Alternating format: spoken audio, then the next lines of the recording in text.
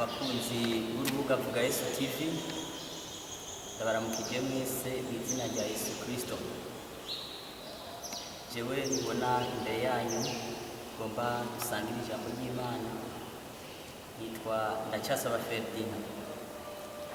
Uyu munsi nezerejwe n'Imana, ndashima Imana yo mu ijuru yemeye ko dusangira ijambo ry'Imana, kandi ndashimiye n'uwagiye ko dushobora gusangira ijambo ry'Imana. Imana yo mu ijuru ikomeze kunezeza.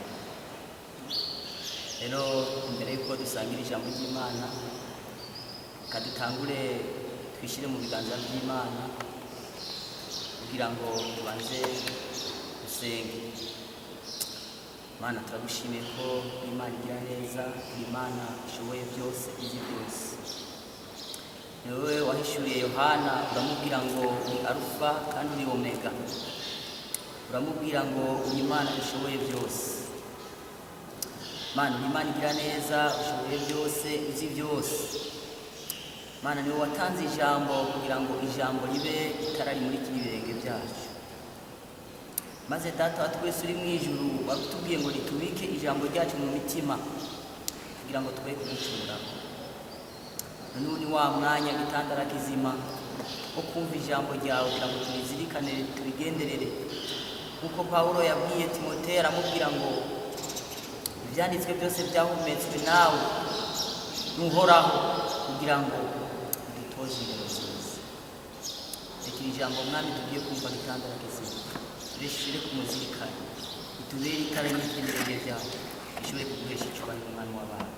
Dusambuje imigabo n'imigambi ya Satani n'abadayimoni yose, dusambuje intumbi z'umwijima zubuza ko iri jambo ryawe Papa ritugirira ubuzima muri twebwe, biranduke bipfe bibone, ariko icyubahiro gikomeze kuba icyawe. Nyuma y'izina rya Yesu twizeye, amen. Ndongeye kubaramutsa kandi mu izina rya Yesu Kristo abakunzi b'urubuga Vuga Yesu TV.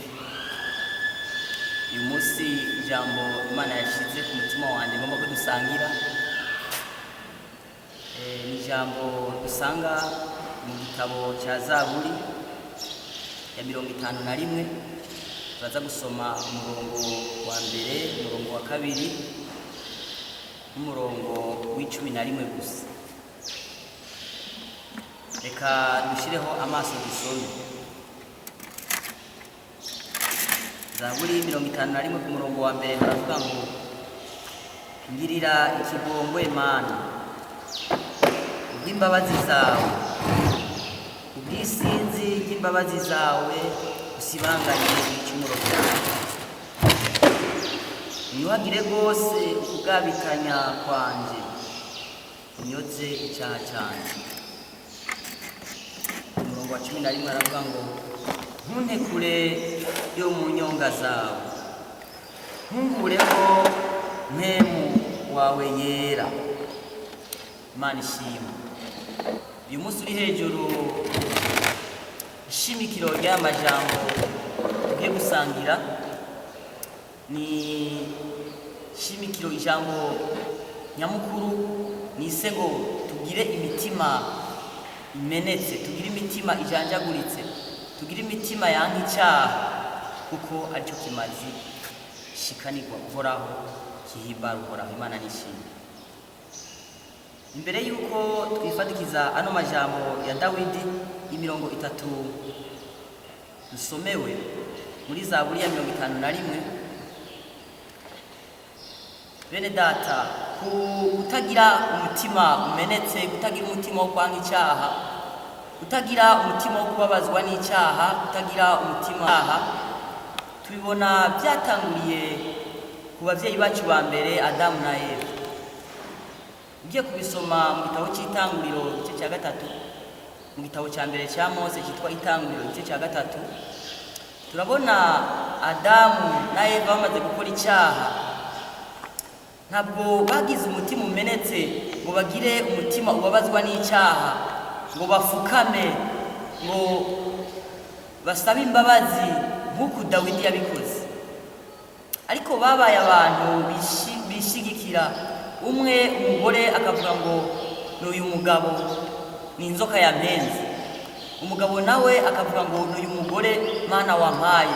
Ntabwo bigeze bagira umutima umenetse, umutima wo kubabazwa icyaha, wo kubabazwa n'icyaha. Bene data, dutanguye tukaraba urukundo Kristo Yesu yadukunze. Imana yacu yaradukunze itanga umwana wayo w'ikinege. Yohana yabyanditse neza, aravuga ngo kuko urukundo Imana yakunze abari mu isi niko rwatumye itanga umwana wayo w'ikinege. Umwizera wese ntazapfe rubi, ariko ahabwa ubugingo budashira. Imana nishimye. Yesu wacu yaradukunze aremera arababazwa. Imana yacu yaradukunze itanga umwana wayo yarafise wenyene.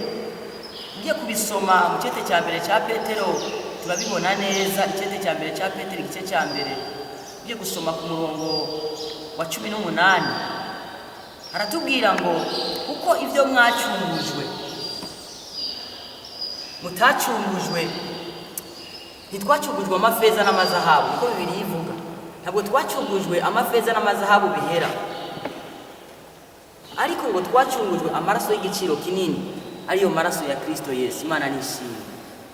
Yesu wacu yaradukunze. Ugiye gusoma mu butumwa bwiza bwa Yesu Kristo ko bwanditswe na Luka mweranda igice cya 23 turabona Pilato bamushira Yesu bamushira Pilato. Basa Pilato araraba Yesu abona ngo ntagira agasembe. Imana ishimwe. Maze Pilato aramutransfera amujana kwa Herode. Herode nawe araba Yesu abona nta gaciro, nta kintu na kimwe cyotuma ari kwicyaha, abona agaragara nk'uwera. Imana nishimye. Hanyuma Imana yacu iradukunda itanga Kristo Yesu atagira agasembwa, itanga Kristo Yesu. Pilato yabuze kwicyaha, Herode yabuze kwicyaha, umuntu atagira agasembwa ari we Yesu Kristo, umwana w'ikinege. Imana yacu yari ifise, iradukunda. Rero bene data, nta kindi kintu Imana idushaka ko. Imana ishimye, ishaka ko tugira imitima idategura icyaha, ishaka ko tugira imitima idakora icyaha, ishaka ko tugira imitima mbere mu gihe twaguye mu cyaha tuba abantu birimbura. Imana nishimye. Ugiye gusoma mu cyete cya mbere cya Petero satangura kuhashimikira cyane. Igice cya mbere uhere ku murongo wa 15 ijambo ry'Imana avuga ngo nuko nkuko iyabahamagaye yari yera. Imana ishimye, ngo namwe mubabera mu ngeso zanyu zose. Imana nta kindi kintu dushaka ko. Imana nta kindi kintu na kimwe tugomba ko. Iragomba ko tuba abera nk'uko Kristo Yesu ari uwera. Imana nishimye. Imana ishimwe cyane. Imana itugomba ko tugira wa mutima wari muri Yosefu. Imana itubwira ko tugira wa mutima wari muri Yosefu, umwe wanga icyaha. Imana itugomba ko tugira umutima nk'umwe wari muri ba Shadrake na Meshaki na Abedenego, baremera batererwa mu itanure ry'umubiri. Imana ishimye. Imana iragomba yuko tuba abera nk'uko iyaduhamagaye ari yera. Rero nagomba twishimikize aya majambo kandi iyo muri Zaburi cya 51 aho tubona Dawidi yariko atakamba. Namaze kuvuga ngo iki Imana itugomba ko n'ubuzima bwo kutagira icyaha, n'ubuzima bwo kwera, n'ubuzima bwo kuba parfait nk'uko Imana yacu iri parfait, n'ubuzima bwo kudategura icyaha, n'ubuzima bwo kwanga icyaha nk'ubwo ba Yosefu babayemo, n'ubuzima bwo kwanga icyaha nk'ubwo ba Shadraka na Meshaki na Abedenego babayemo, n'ubuzima bwo kuba kwera nk'uko iyaduhamagaye yari yera, nk'uko twahejeje kubiraba mu cyete cya mbere cya Petero igice cya mbere duhere ku murongo wa 15 n'uwa 16. Ariko bene data, aya majambo twasomewe tubona uyu Dawidi yari yacumuye, yari yakoze icyaha cy'ubusambanyi. Hanyuma Dawidi agira umutima umenetse. Imbere yuko wo kwinjira mw'iri jambo ryo muri Zaburi 51 tubona aho Dawidi yari karasaba imbabazi, yari karatakataka mbere hora avuga ati Mana yanjye uzuye imbabazi nyinshi, ngirira imbabazi, ngirira ikigongwe. Avuga ati ntunkure ko mpemu wawe. Asaba imbabazi tigo gutwara ibyo mfise byose, utwara inka, utwara intama, utwara ibintu byose nari mfise, ariko ngirira imbabazi kugira ngo nongere kugaruka mu bwoko bwawe. Tubona ugiye gusoma mu gitabo cya kabiri cya Samuel igice cya 11 iyi nkuru neza uzoronka umwanya azayisome, niho ihera aho tubona indanzi y'amajambo itubwira ngo icyaha cya Dawidi. tubisoma mu gitabo cya kabiri cya Samweli igice cya 11 baho batubwira icyaha cya Dawidi, ukuntu Dawidi ngo yari karagendagenda mu Uriya, hanyuma ngo aramwifuza, maze amaze kumwifuza amukoresha icyaha cy'ubusambanyi. Aha mu Zaburi ya 51 tubona yamaze gucumura agira umutima wo kubabazwa n'icyaha ciwe. Imana ishimwe bene data, twame tugira umutima wo kubabazwa n'icyaha. Dawidi agira umutima wo kubabazwa n'icyaha, aravuga ngo Mana yanje, aho tubona ku murongo wa mbere avuze ngo ngirira ikigongwe Mana kubw'imbabazi zawe, kubw'isinzi bw'imbabazi usibanganye ibicumuro byanje. Maze 11 aravuga ngo ntuntegure mu nyonga zawe, ntunkure ko mpemu wawe yera. Arasaba imbabazi, aragira umutima urokonesa ko yakoze icyaha, aramenya ko ataho yoba atari kumwe n'Imana yiwe, aramenya ko mpemu yera yamuvuye ko, ariko arasaba imbabazi, aravuga ngo Mana ngirira imbabazi. Imana nishimye. Rero bene data, ubu nibwo buzima Imana itugomba, nibwo buzima Imana idushaka ko. Imana ishaka ko tubabera nk'uko nayo yaduhamagaye, Kristo Yesu yaduhamagaye ari uwera. Imana ishimye. Imana irashaka ko tugira imitima yanga icyaha, kandi Imana irashaka ko mu gihe twacumuye, twabaye mu cyaha, kuko bene data yuko yabyanditse neza, aravuga ngo umuntu akiri mu isi aba ari mu ntambara. Ni koko umuntu ari mu isi aba ari mu ntambara. Mbere ijambo ry'Imana avuga ngo iyo abana b'abantu bashengereye, Satani azanana nabo. Satani azanana natwe, Satani aduteza ibyaha. Hari igihe usanga urabye mugenzi wawe nabi, hari igihe usanga uvuze mugenzi wawe nabi. Bene data, Bibiliya ivuga yuko twirinde iki? Twirinde ububwebwe. Ibyo bene data dukwiye kuba abantu banga icyaha. Imana idufashe cyane. Dukwiye kuba mu buzima nk'uko namaze kubivuga, ubuzima bwanga icyaha nk'abera ba mbere batwitangiye ba Yosefu, twababonye, twabarabiye hamwe.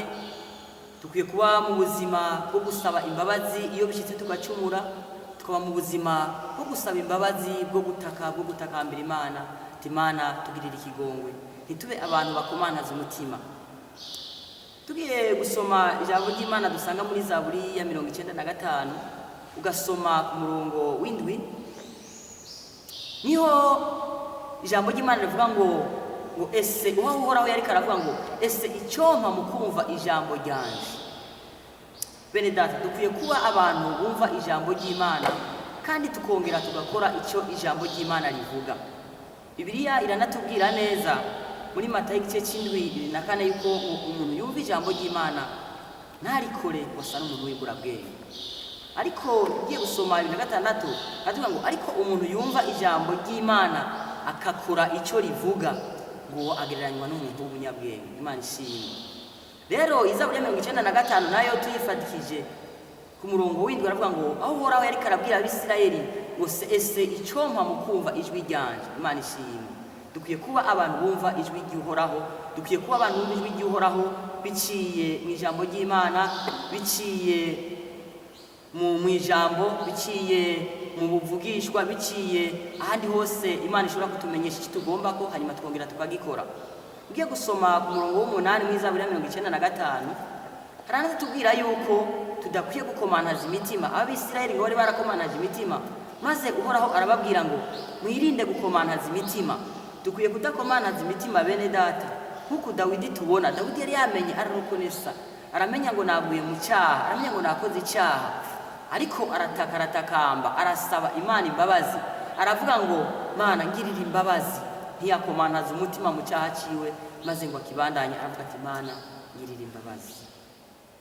Bene data, iyo tugiye gusoma Bibiliya turabona neza. Ugiye gusoma ubutumwa bwiza bwa Yesu Kristo ko bwanditswe na Matayo mweranda igice cya 21, na cyane cyane twifatikije umurongo wa 29, indanzi y'amajambere atubwira ngo umugani w'abahungu babiri. Batubwira umuvyeyi yari afise abahungu biwe babiri, ariko umuhungu wa mbere mukuru w'imfura bose wamubwira ati genda unkorere mu ruzabibu. Aramubwira ngo data singenda, aragarariza, akora icyaha cyo kugarariza bigereranywa n'abakristo b'ubu bakino gihe, ndetse ba kino gihe aho uhoraho atubwira ati nimukore iki natwe tukagarariza. Uwo mwana rero ngo se waramubwira ati genda unkorere mu ruzabibu, nawe aragarariza. Ariko Bibiliya ivuga neza neza ku murongo wa 29 muri iki gice cya 21 mu butumwa bwiza bwa Yesu Kristo bwanditswe na Matayo mweranda igice cya 21 ku murongo wa 29, uwo mwana ahejeje kugarariza ibyo se we yamubwiye, Bibiliya ivuga ngo aragirana, ngo aririmbura, arisubiramo. Imana ishimwe, arisubiramo, aririmbura, hanyuma aragenda arakora nka rwa ruzabibu. Bene data, iri jambo ni itara ritumurikira. Dukwiye kumera nk'uyu mwana yatanguye kugarariza. Hari igihe natwe tugarariza icyo Imana ivuga, hari igihe tuba mu cyaha tugakora ibyo Imana itatugombako, ariko twari dukwiye kuba abantu bisubiramo nk'uko umwana yisubiriyemo akamenya ngo nagararije umubyeyi wanje, ariko reka nkore icyo yambariye. Imana ishimwe. Umuhungu agira kabiri ngo arabwira se wiwe ati ndagiye, ariko nubwo yamubwiye ngo ndagiye ntiyahejeje ngo aje gukora icyo se yamubariye. Bene data, ntidukwiye kuba mu buzima bwo gukora icyaha ngo tukigumiriremo, iyo bishitse tukakigwamo. Natanguye kuvuga ngo ntidukwiye gutegura icyaha, dukwiye kuba mu buzima bwanga icyaha, dukwiye kuba bera nk'uko yaduhamagaye yari yera. Imana ishimwe. Ariko mu gihe nk'uko turi mu isi, turi mu ntambara nk'uko yabivuze, mu gihe bishitse tukagwa mu cyaha, dukwiye kugira umutima wirimbura, umutima umenetse nk'umutima twabonye kuri Dawidi, nk'umutima twabonye kuri umuhungu wa mbere, aho yakoze icyaha cyo kwanka, cyo kurufiza ibyo se we yamubwiye, hanyuma arongera aragirane, arongera aririmbura. Bitandukanye n'uwo muhungu wa kabiri, wewe yabeshe se wiwe ngo agiye gukora ibyo se we yamubwiye, hanyuma ntiyabikora. Reka tubandanye twishimikiza ijambo ry'Imana. Iyo tugiye gusoma ubutumwa bwa Yesu Kristo uko bwanditswe na Luka mweranda nyene igice cya 15, turabona umwana w'icyangazi, umugani w'umwana w'icyangazi, aho umwana w'icyangazi yabwiye se wiwe, aramubwira ati umugabane w'ibintu byanje notwaye. Uwo mwana aja kuvyayisha mu busambanyi, hanyuma uwo mwana aramera nabi, araba mu buzima bubi, ivyiwe biramuhererako kubwo ingaruka mbi z'icyaha. Bene data, igihe dutegura icyaha, igihe dukora icyaha, bifise ingaruka mbi ku buzima bwacu, tutibagiye yuko bizotubuza n'ubuzima butazoshira uhoraho yadusezeraniye, ariko bigatuma tutazoburonka kumvo z'uko twagiye mu byaha. Imana yacu yaduteguriye ubuzima budashira, ariko hari igihe icyaha gituma mwa buno buzima tuhahombera, mu buzima tubayemo, ibyacu bigahomba tuba dusanzwe dukora, canke naho mbere tutibagiye yuko icyaha gituma umuntu azogira icyo bita mort éternelle, aribwo urupfu butazoshira mu bihe byose. Rero uyu mwana w'icyangazi aragendera aba mu bwo buzima, ariko mu nyuma Bibiliya ku murongo wa 17, Luka igice cya 15 ku murongo wa 17, aratubwira ngo uwo mwana hageze igihe uwo mwana w'icyangazi ngo arisubiramo. Imana ishimwe. Dukwiye kuba abantu bene data bisubiramo, dukwiye kuba abantu bikonorora, tukamenya ngo twakoze ibidahuriranye n'ubugombe bw'Imana. None Mana, tugirire imbabazi, tugataka tugatakamba, tukamera nk'umwana w'icyangazi yisubiyemo, akavuga ngo agenda gusaba imbabazi se wiwe, aravuga ngo nacumuye kuri wewe, ndacumura kuri yo mwijuru, ntibigikwiye ko mba mu bana bawe. Arasaba Imana, arasaba imbabazi, arasaba ikigongwe. Bene data, dukwiye kuba mu buzima bwo kwisubiramo, kuko turazi yuko bene data hano mu isi, turi mu isi, turi mu ntambara. Iyo duhuye n'intambara, iyo duhuye n'ibibazo bitandukanye, tukagwa mu cyaha, tumenye ngo tube mu buzima bwo kwisubiramo, tugire imitima imenetse, imitima yirimbura, imitima isaba imbabazi.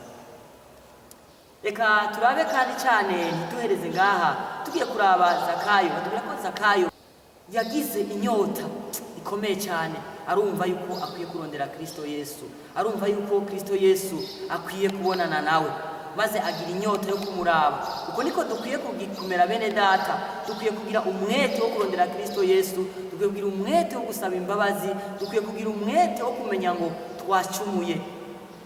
Bibiliya itubwira neza ngo ngaha Zakayo yaragiye arasaba Imana imbabazi, aravuga ngo ngirira imbabazi, maze ibyo yari yanyaze abantu aboro ngo arabibasubiza, agaruka kuri Kristo Yesu uko yari yamuvuye. rero bene data iri jambo ry'Imana tubeho ubuzima bwo kwanka icyaha, tubeho ubuzima dukwiye kumenya ngo Kristo Yesu ataraza urupfu rwoza, dukwiye gutunganya ubugingo bwacu, dukwiye kubaho mu buzima budategura icyaha, dukwiye kubaho mu buzima bwanka icyaha, dukwiye kubaho dufise imitima ibabazwa n'icyaha, tukaririra Imana yacu kugira ngo itugirire imbabazi. Imana nishimwe. Rero bene data dukwiye kubaho nk'uko kwirimbura, dukwiye kubaho nk'ubwo buzima bwo kwirinda kuko Kristo Yesu yaradukunze, twari dufise ingeso mbi twatozwe n'abasogokuruza. Kristo Yesu aradukunda, namaze kubivuga, aradukunda. Kristo Yesu yaritanze kugira ngo abe ikimazi cyacu kitagira agasembwa. Rero ikintu gikenewe nuko bene data dukwiye kuba abantu bumvira Uhoraho, nuko dukwiye kuba abantu banka icyaha, nuko dukwiye kuba abantu iyo bishyitse tukagwa mu cyaha, dukwiye kuba abantu bababazwa n'icyaha, twama tuko dusaba imbabazi Imana. Bene data turazi yuko iyo gusoma mu butumwa bwiza bwa Yesu Kristo ko bwanditswe na Matayo Mweranda igice 25 ku murongo uhere ku mirongo 31 haratubwira ukugaruka kwa Yesu Kristo, ukuntu Yesu Kristo wacu azoza aje gutora ubwoko bwiwe, aje gutora abo yacunguje amaraso. Imana ishimwe, aje kudutora, aho avuga yuko icyo gihe ukuntu bizoba bimeze, harabazoja iburyo, harabazoja n'ibumoso. Avuga yuko abamwakiriye nk'umwami n'umukiza, abagendeye mu kwanka icyaha, abagendeye mu buzima, ababaye nka ba Yosefu, ababaye nka ba Sheduraka na Meshaki na Abedenego, ababaye mu buzima nk'uburyo bwa Dawidi bwo babazwa n'icyaha cyabo, ababaye mu buzima bwo kwisubiramo nka wa mwana w'icyangazi, ababaye mu buzima bwo kwirimbura nka wa muhungu, wa mugani twabona, mugani w'abahungu babiri, wa muhungu yisubiramo akirimbura agakora ibyo se we yamubwiye, abo ngo bazoja iburyo bw'Uhoraho. Imana ishimwe. Mu butumwa bwa Yesu Kristo ko bwanditswe na Matayo Mweranda igice cya 25 tuye ku mirongo 31 turabibona aho Kristo Yesu azozaje gucira amahanga urubanza, aho abamugororokeye, abamwambaje, abasabye imbabazi, abaciye bugufi bazoja iburyo bwiwe. Ariko abakomanaje imitima nk'Abisirayeli bari barakomanaje imitima, bagakomanaza imitima bakanka kwihana, aho Kristo Yesu yatubwiye ngo nidukomanaze imitima. Abakomanaje imitima Bibiliya ivuga yuko ngo bazoja ibumoso bwiwe, maze bakababazwa ibihe bitazoshira, bakagira mort éternelle, urupfu rw'ibihe byose, kuko base kumvira Kristo Yesu, kuko base kugira ubuzima bwo kwanka icyaha, kuko base kugira ubuzima bwo kwirimbura. Ariko Bibiliya itubwira neza ngo abazoba barumviye Uhoraho, bakaba mu buzima bwo kwanka icyaha, bakaba mu buzima bwo kudategura icyaha, bakaba mu buzima bwo kwikontorora, bakaba mu buzima bwo kwirimbura, bagasaba imbabazi, abo bazoba iburyo bw'Imana, uburyo bwa Yesu Kristo, maze bagira ubuzima bibe bitazoshira. Daniel igice cya 12 ku murongo wa 4 aravuga ngo nuko rero Daniel ayo majambo yose uyashire ku mutima. Rero bene data abakunzi bavuga Yesu TV ndetse najewe twariko turasangira ubutumwa bwiza, reka aya majambo nukuri tuyashire ku mutima kandi tuyagenderere, tube abanyabwenge uko Bibiliya ivuga ngo abumva amajambo yanje bakayakora, nuko Imana ikavuga ngo abumva amajambo yanje bakayakora bagereranywa n'abantu b'abanyabwenge. Reka tube abanyabwenge bene data, iri jambo ry'Imana twumvise turishire ku muzirikanye. Rero icyo ndabifurije kuzogira iherezo ryiza, ndabifurije kugira umutima wanka icyaha, umutima wanka icyaha kuko kwa ba Yosefu, kuko twabagiye ko turabavuga, umutima wirimbura nk'uwa ba Dawidi, umutima usaba imbabazi, umutima wanka icyaha, umutima wa bamwe b'abana b'icyangazi bisubiramo, umutima bene data umenetse, umutima wanka icyaha, kuko ari wo uzotuma twicara iburyo bwa Yesu Kristo wacu, ariko ntitube ibubafu bwa Yesu Kristo ibumoso, kugira ngo Imana yacu iziduhe ubugingo budashira. Umwami wacu Yesu Kristo akomeze kubahezagira. Dusenge. Reka rero dusenge kugira ngo aya majambo twumvise dukomeze kuyagenderera no kuyabamwo kugira ngo Imana idushoboze. Mana turonge kugushimira ko wera kandi kugororotse, turonge kugushimira ko watanze Yesu ikimazi kizima kugira ngo data wa twese uri mu ijuru tuze kugira tuzogire ubugingo budashira. Turagushimiye ko wadukunze Mana utanga umwana wawe wari ufise w'ikinege kugira ngo uzakwizera wese ntazapfe rubarika ubugingo budashira. Maze turagushimiye gitandara kizima yuko Mana data kuko turi mu isi turi mu ntambara, igihe tubaye mu byaha utugirira imbabazi ukatubabarira maze ukatweza n'amaraso yawe tukongera gusubira kuba abantu gitandara kizima urabukishimira. None data tubonye amajambo meza, amajambo atubwira ko dukwiye kugira imitima imenetse, amajambo atubwira ko dukwiye kubabera nkuko iya wewe waduhamagaye uwera. Reka gitandara kizima iri jambo twumvise Mana turishire ku muzirikanyo. Bibiliya ivuga ngo umuntu yumva ijambo ryanje ntarikore wasa n'umuntu yiraba mu kirore we yaheza kwiraba agace yibagira ukuntu asa. Reka gitandara kizima rino jambo twumvise gitandara kizima turigenderere tuba abantu bera gitandara kizima kuko yaduhamagaye ari yera. Reka tuba abantu bagira ubuzima papa, ubuzima bwejejwe, ubuzima bwanga icyaha kandi ubuzima bwirimbura, ubuzima gitandara kizima mwami w'abami data wa twese uri mu ijuru uguhesha icyubahiro, ubuzima gitandara kizima umenyekanisha Imana, ubuzima data wa twese uri mu ijuru nka bumwe bwa Daniyeli hasengwa Imana ya Daniyeli bikamenyekana kuri Imana ku bwa Daniyeli. Turagushimira rero gitandara kizima ku mwanya mwiza uduhaye wo gusangira ijambo ryawe, wo gusangira ivyera vyawe. Reka gitandara kizima rero data wa twese uri mu ijuru aya majambo twumvise kandi dukomeze kuyagenderamwo, icyubahiro gikomeze kuba icyawe. Imwagiye zina rya Yesu Kristo tuzende twizeye. Amen.